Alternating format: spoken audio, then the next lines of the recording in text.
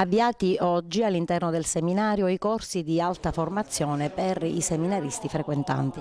Questa mattina sono cominciati questi corsi di un gruppo di giovani che diventeranno sacerdoti. È un percorso che dura 6 anni, con studi filosofici e studi teologici. Alla fine di questi 6 anni, ecco, un giovane, dal punto di vista culturale, teologico, umano, spirituale, può essere pronto per iniziare la sua missione, nelle varie parrocchie come sacerdote. Quindi è un momento importante e che anche la città di Agrigento sappia che ci sono dei giovani che fanno questo percorso, che li porteranno un giorno a guidare le nostre parrocchie.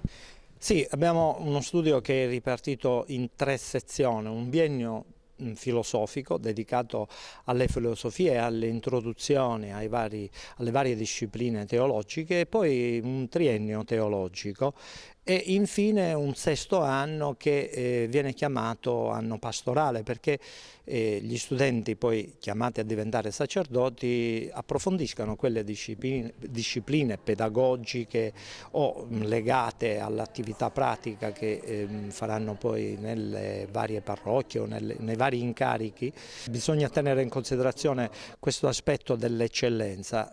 Quest'anno abbiamo festeggiato il 400° anno della fondazione.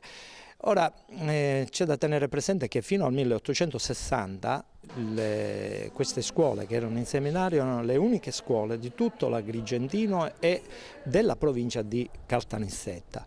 Quindi chi si voleva formare, qualsiasi tipo di formazione, tra l'altro anche la formazione scientifica prevedeva una buona formazione umanistica, chi si voleva formare in questo vasto territorio veniva in seminario a frequentare i corsi. Nell'ambito di questi corsi di formazione quanto è importante l'insegnamento della filosofia?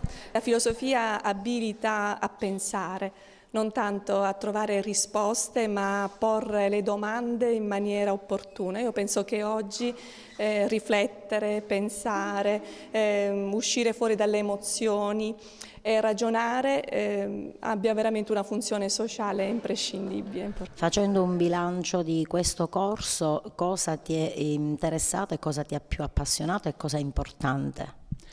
Tutte le materie che noi studiamo sicuramente sono alla base della nostra formazione, perché noi un giorno saremo chiamati ad andare in mezzo alla gente, quindi ad annunciare, a catechizzare anche, quindi siamo responsabili anche della gente che ci sta attorno e di formare anche una chiesa. Ecco.